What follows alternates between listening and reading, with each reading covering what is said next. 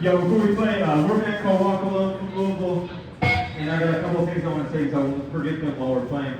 But I want to shout out Richie for letting us weasel our way onto this show. Yeah. Happy birthday to him. I don't think he's here yet, so, but he's a funny little kid.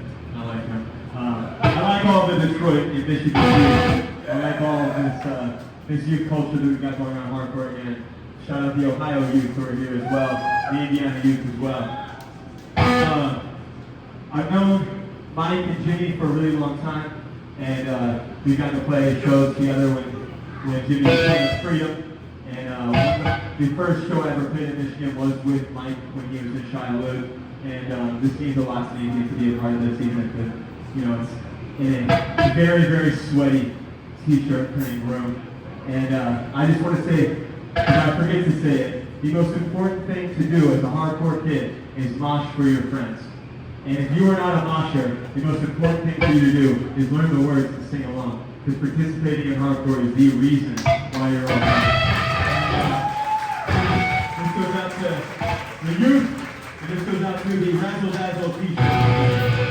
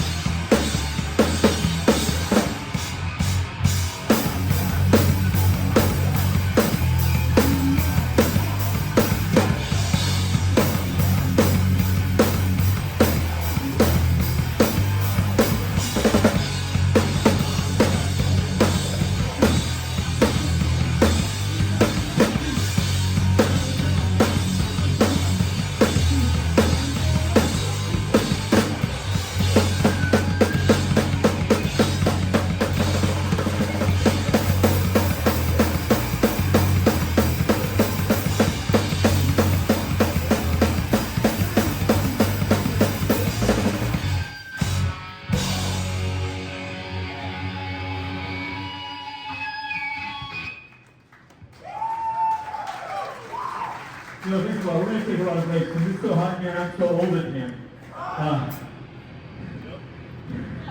So yeah, we considered playing an entire Razzle song, but that was the one Jim wanted to play, and then we figured I can't say the words Detroit is the city that I call home, so just the intro's enough. We've got Joe from Gargoyle and Angel Panic back home for the intro. Give it up for Gargoyle.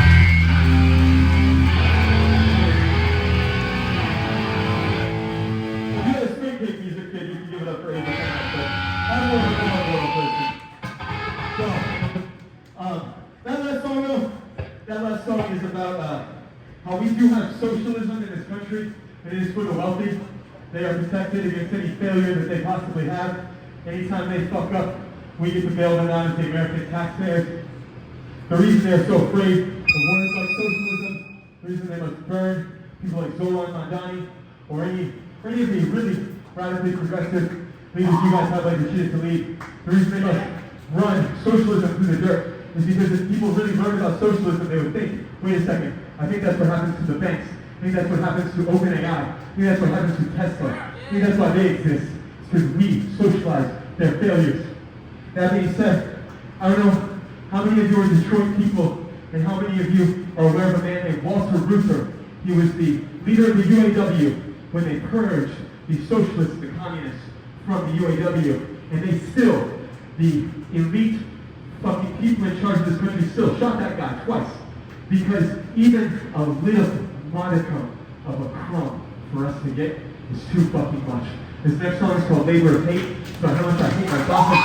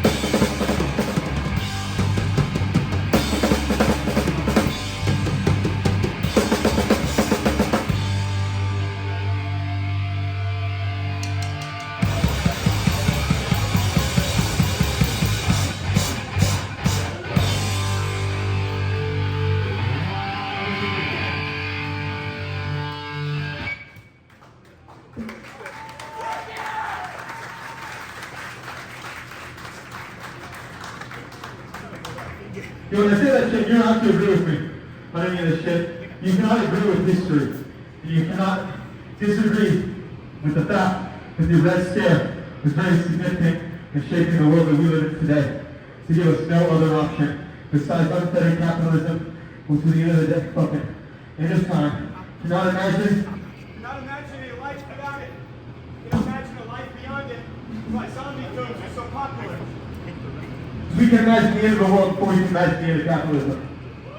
And I don't like preaching to this man, but being in Detroit, being in such a rich history, the labor movement, and I always climb the fucking clock when inclinations came here, so let me just laugh for a second. Oh, we broke a speaker? What did we do? Oh, you broke your finger? I don't know. Oh my god. Oh yeah.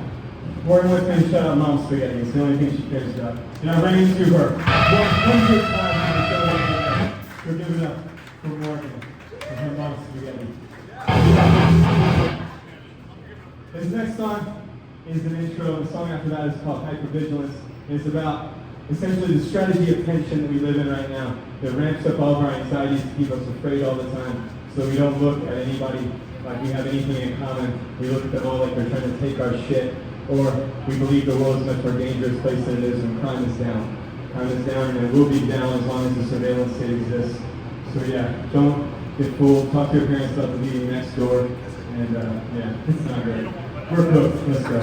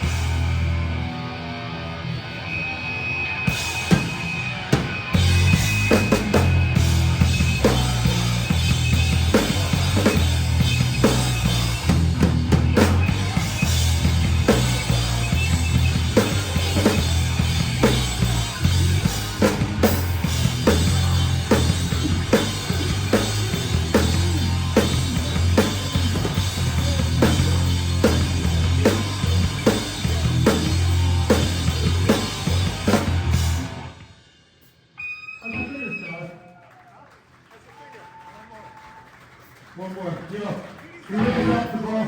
This band started over a decade ago back home with nobody who's standing behind me. And one of the songs on that demo that got re-recorded on our 7-inch was about a Michigan native. Jim's laughing right now. He said you should do this. So, this is Jim's fault. A decade ago, I was being a little piss baby and wrote the only breakup song I've ever written about a girl from here in Minnesota. Everybody standing behind the band right now probably doesn't remember that name. He probably has a bad story about it. And I was funny to re-record this song, especially considering she Rick apologized for Alex Boyko or whatever. And I was like, vindicated. But anyways, this last song is not that song. I wish we had learned that song to play you. It is the most low-effort hardcore song ever written, but people love moshing for it. But this song has a real hard slam part in it. And it's about people who have nothing going on behind their fucking eyes. Nothing going on between their ears.